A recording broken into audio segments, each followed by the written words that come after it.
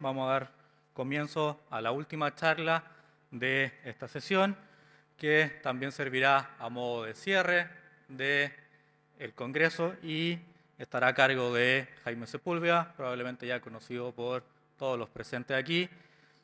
En resumen, y a modo de presentación, eres doctor en metalurgia de la Universidad de Utah en Estados Unidos, también tiene un magíster en la misma universidad, actualmente es el director ejecutivo en J Consultores y su área de conocimiento e interés es básicamente la investigación en todo el proceso de conminución. Y su presentación de hoy se titula Revestimientos magnéticos para molinos, una innovadora tecnología de revestimiento para molinos de bolas. Gracias. Buenas tardes a todos. Se me ha concedido el honor de ser el último. Prefiero verlo como un honor y que no que me hayan tirado para la cola. Pero antes de iniciar mi presentación, quiero hacer llegar un cariñoso saludo a don Carlos Barahona y a todo el equipo de GECAMIN por cumplir 20 años organizando Procemin. Creo yo que es el mejor evento latinoamericano en estos temas técnicos. Yo recuerdo hace unos 21 años atrás, compartí un café con don Carlos en Providencia, donde le sugerí que esto era una buena línea de negocio. Y me hizo caso. Así. A lo mejor él cuenta la historia de otra manera, pero eso es lo que yo recuerdo. 21 años atrás nos juntamos. Bueno, quiero comenzar dando las gracias a mis coautores, todos ellos acá, menos el señor Walter Gómez de la CMP Planta Huasco, a quien quiero agradecer especialmente porque él fue el que nos compartió la información empírica que vamos a mostrar ahora para efectos del análisis. ¿Qué son estos Magnetic Mill Liners? Los conocemos como los MML. Fueron inventados y patentados en China unos 35 años atrás por una empresa Hermes que de alguna manera quedó relacionada posteriormente con Aries de Estados Unidos. A la fecha se han instalado unos 600 molinos, unos 600 revestimientos de este tipo. Y llama la atención, obviamente, que el más antiguo y que todavía está en operaciones fue instalado hace más de 20 años atrás. A pesar de esta historia de éxito, ha sido construida, generada un poco lejos de la minería que nosotros conocemos, de roca dura, que se llaman los minerales sulfurados, de cobre, de oro. Y por lo tanto, no hay mucha presencia, para decir casi nula, muy poca, de estos revestimientos en las operaciones que nosotros más conocemos. ¿En qué consiste esto? Son básicamente un ladrillo, como ustedes ven en la foto. Yo le llamo ladrillo, hay otros que le llaman caluga o otros nombres, pero ahí ustedes ven, tiene unas 11, 12 pulgadas de largo, y que traen adentro estos imanes. Tiene unos imanes insertos en esta formación, una base metálica de alto cromo y que contiene los imanes permanentes dentro de este ladrillo. Su instalación es relativamente fácil porque por ser magnéticos se adhieren automáticamente o fácilmente a la coraza, al manto interior del molino. Y pesan más o menos 20 kilos. He escuchado que de repente pesan un poco más. Una vez que se instalan, ¿no es cierto? Aquí los vemos con distintos colores. Incluso podemos darle un alineamiento del tipo high-low, o sea, algunos ladrillos un poco más espesos, más gruesos que otros, y con lo cual se genera, se genera esa superficie ondeada que pretende simular un lifter, barras levantadoras. Personalmente pienso que los lifters no son necesarios, pero no está de más poner algo ahí. Entonces, ¿cuál es la gracia? Que como son magnéticos, si hay partículas magnéticas en el mineral, partículas mineralizadas magnéticas, se adhieren a la superficie del molino. Y también pueden ser restos de bola, como se muestra un poco al lado, y forman esta capa protectora que le podemos llamar autógena, porque a medida que esa capa protectora protege el revestimiento, se va gastando y se va continuamente renovando. Esta capa protectora puede alcanzar entre 1 y 2 pulgadas, depende del diseño de los imanes, ¿ya? Y está ahí para siempre. Hay que destacar el hecho de que esto no es solo para minerales magnéticos, sino que también con todos los restos de bola que se van juntando dentro del molino, también pueden quedar adheridos a este revestimiento y hacer el rol de, también como muestra la foto inferior, hacer el rol de capa protectora. Lo importante de esta presentación es que hemos tenido ocasión de probar y observar el rendimiento de estos molinos en la Compañía Minera del Pacífico, CMP, en la planta de Huasco, donde en el año 2016 se instalaron estos liners, estos revestimientos en el molino 1. 8 años después, todavía están operando y se piensa que podrían durar otros tantos años más, ¿cierto? Producto de este concepto de capa protectora renovable y que hace que el revestimiento realmente sea eterno. Más tarde, en diciembre del 22, CMP instaló un segundo set de estos revestimientos, ahora en el molino 3, que es paralelo al 1. La intención de esta presentación es comparar los rendimientos de ambas líneas, 1 versus 3, con o sin revestimiento magnético. El estándar de ello es un revestimiento híbrido de acero con goma.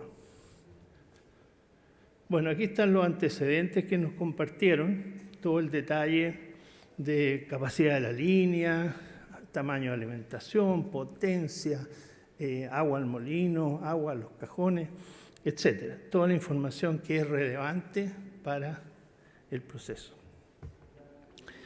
Esta data, como siempre con estas bases de datos de sistemas tipo PI, hay que filtrarlas, hay que eliminar los valores que están fuera de rango.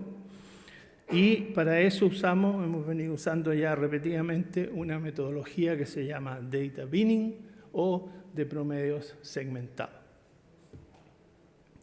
que me parece que Felipe también mencionó algo en esa línea. ¿Qué es lo que es el data binning? Es ver la nube, inspeccionar esta nube de información, pero en rebanadas, en sectores. Imagínense una sandía, todos estos datos, ¿no es cierto?, en un mundo multidimensional. Entonces nosotros cortamos rebanadas y vamos calculando promedios de la variable de interés cuando tal variable X está en este rango, cuánto era Y, cuánto era Z, etc. Entonces, esto nos permite filtrar los datos realmente, pero también detectar tendencias subyacentes. En este caso, utilizamos un data binning de una variable que fue la más importante para esta operación, que es el porcentaje bajo 325. El producto molido tiene una especificación muy estricta para el proceso posterior, que es de peletización del mineral de hierro, por supuesto. Los escenarios que comparamos fue los MML en el molino 1, ¿ya? Desde un periodo, en todo el periodo de evaluación, el molino 1 estaba con MML, el molino 3, ¿no es cierto?, desde enero del 23 tuvo los MML y antes tenía los revestimientos de goma y acero.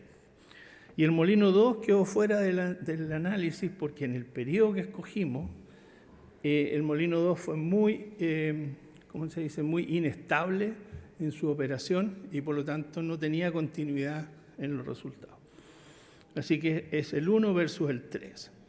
Y aquí vemos, comparando la capacidad, obviamente hay error experimental, hay variabilidad del proceso, hay variabilidad en el tamaño de producto porque distintos minerales los muelen a distintos tamaños, pero ustedes pueden ver acá que dentro de ese rango marcado ahí de más o menos 3%, que no es mucho en operaciones industriales, no vemos diferencias significativas, estadísticamente significativas, entre la operación de los molinos 1, 3 y con MML y sin MML.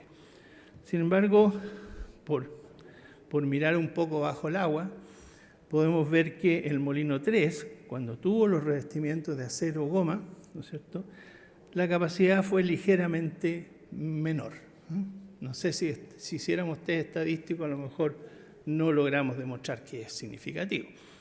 Pero la línea negra representa el promedio de todos los otros. Si ustedes se fijan, los círculos se refieren al molino 1 en el periodo anterior y posterior y los valores están casi uno al lado del otro. Lo mismo con los cuadrados, ¿no es cierto?, no rellenos, el último periodo, el que está en verde, también se compara bien uno con otro. Pero el molino 3, con revestimiento de acero, que aquí está con fondo gris, se ve que como que baja un poquito. En cuanto a la potencia, ¿ya?, en cuanto a la potencia, observamos más o menos lo mismo, ¿no es cierto?, que están todos ahí, no hay diferencias importantes en potencia. Y esto es muy importante porque desvirtúa cosas que se decían al comienzo, ¿no?, que los revestimientos magnéticos hacían bajar la potencia y sacrificaban la capacidad. Y ahora vemos, a la luz de los datos, que no hay pérdida de capacidad, no hay pérdida de potencia. Y como dice el viejo refrán, dato mata relato. Me encanta esa frase.